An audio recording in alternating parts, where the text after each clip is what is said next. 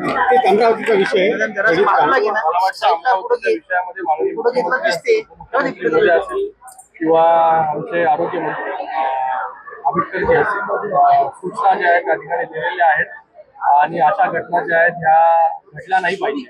मला वाटतं एका खासगी रुग्णालयामध्ये जे आहे ती अशी घटना घडलेली आहे, तर त्याच्यामध्ये फायर ऑडिट असेल, सगळ्या गोष्टी असतील, त्या सगळ्या रुग्णालयांचं जे आहे चोख असलं पाहिजे. कुठेही हलगर्जीपणा जो आहे हा खासगी रुग्णालय असेल किंवा शासकीय रुग्णालय असेल आज जो आहे सरकारच्या माध्यमाने कबूल घेतला जाणार नाही.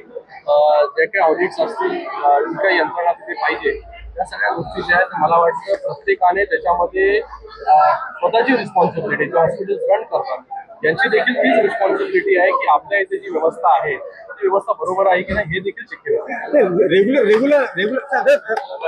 ऑडिट रेग्युलर होत आहे. फायर ऑडिट वगैरे सगळ्याच गोष्टी मला वाटतं नर्सिंग होम्स असतील किंवा मोठे हॉस्पिटल्स असतील या सगळ्यांनी जे आहे स्वतःची जबाबदारी म्हणून जे आहे ह्या सगळ्या गोष्टीकडे बघणं खूप गरजेचं आहे.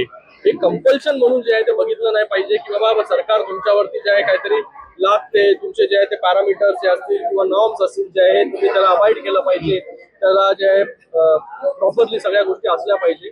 मला वाटतं प्रत्येकाने जोपर्यंत त्याचा स्वीकार करणार नाही किंवा रिस्पॉन्सिबिलिटी घेणार नाही तोपर्यंत त्या सगळ्या गोष्टी ज्या आहेत ते थांबू शकणार नाही. तर मला वाटतं प्रत्येकाची जे हॉस्पिटल रन करतात, छोटं रुग्णालय असेल किंवा मोठं रुग्णालय असेल, जे नॉर्म्स सरकारने आखून दिलेले आहेत त्याचं जे आहे ते पालन केलंच पाहिजे. जरांगे पाटील आंदोलनावरती ठाम आहे. सरकार चर्चा करते पण जरांगे पाटील आंदोलनावरती ठाम आहे. सरकारच्या माध्यमाने जे आहे त्यांच्याबरोबर नेहमी डायलॉग जो आहे हा प्रस्थापित करण्याचा प्रयत्न जो आहे तो झालेला आहे.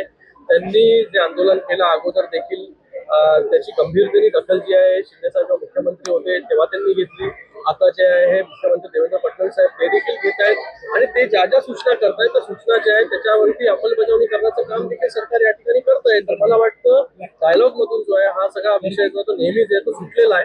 त्याच्या पुढे देखील जो आहे तशा ज्या काही मागण्या असतील, ज्या काही सूचना असतील त्या सूचना ज्या आहेत तपासून घेतल्या जातात. संतोष बांगरांचे भावी मंत्री असे लागले, बॅनर लागले.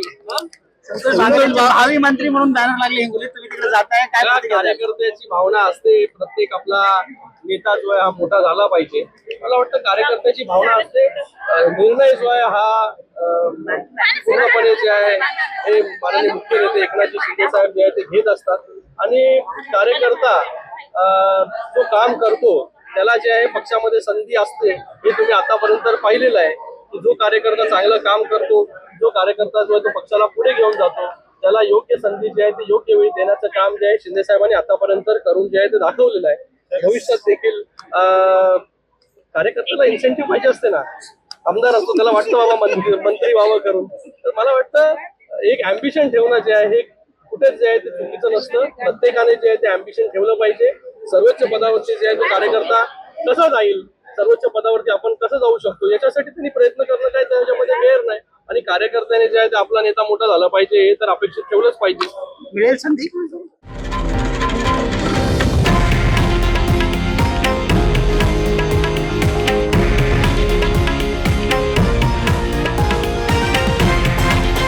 हे आहे देशातील नंबर 1 न्यूज नेटवर्क आणि आपण पाहत आहात TV9 मराठी, एकमेव.